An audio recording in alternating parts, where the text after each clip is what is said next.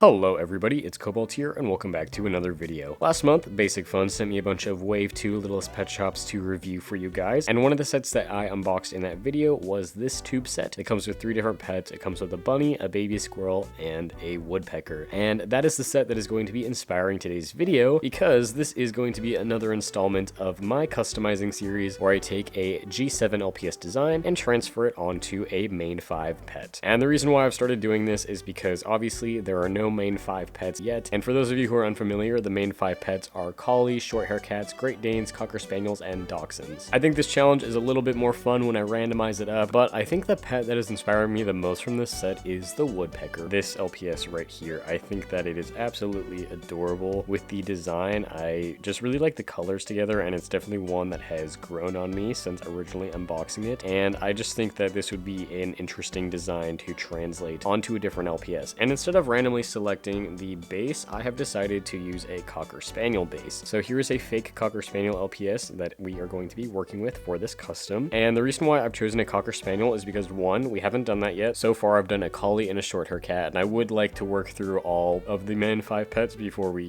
repeat and do more random stuff. But also, like, this feathery part on top of the woodpecker's head kind of reminds me of the cocker spaniel's ears. So I'm thinking about using this red color to paint like the hair on top, obviously, and the ears as well, and then just kind of translate the rest of the design however I see fit while I'm making it. So without further ado, let's get right on into it. So out of all 3 of these customs that I've done so far, this one was definitely the easiest, and by that I mean that it was the quickest for me to make. I think the most difficult was probably still the short hair cat that I inspired off of the ant, just because it had the most complex design. This design is somewhat complex, but at the same time, the cocker spaniel has enough going on with the base itself that figuring out where I wanted to put each color was not a huge deal. And on top of that, speaking of colors, I did not have to mix any of the colors that I used on this custom, which was a huge plus and made the whole process go by so much faster, because for the previous 2 customs I did have to mix a lot of the colors, and it's such a hassle. I wish that there was like a paint color that I could find for every single color that exists, but unfortunately matching paint to a specific color of plastic is really difficult, especially considering that once you mix a color, it's actually going to be slightly different and slightly darker once it dries. So mixing accurate paint colors is always a challenge. But aside from that, I have had all of these paint colors in my collection for a while, and I use them pretty frequently, but I've never actually thought to use them together, especially like this pinkish purple that I use for the base, and then for the ears and stuff, it's sort of a reddish orange. On the woodpecker, you would probably just like read it as red, but it does have a little bit of an orangey quality to it, just like this paint does. So that's why I decided to use this as the accent color. And again, not colors that I would have thought worked together, but somehow they kind of do work together in this design, and maybe I'll use them again together in the future, who knows. And with those 2 colors and with the yellow that I use later on, it does kind of give me fall vibes, so it's a perfect time to upload this video right now in October. I also had a lot of fun painting the eyes. As always, they are done in the LPS style, as with all of these customs. Very soon, I promise, I will finally be doing a tutorial on how to paint eyes like that, because I know I get asked that question a lot, and they are a little bit difficult if you've never tried doing them before, but once you get the hang of it, they're super easy and super duper quick. Aside from that, there's nothing else that I really have to say about this custom, so I'm gonna let you guys enjoy the rest of the time lapse, and I will see you again later when we get on to the reveal of the custom.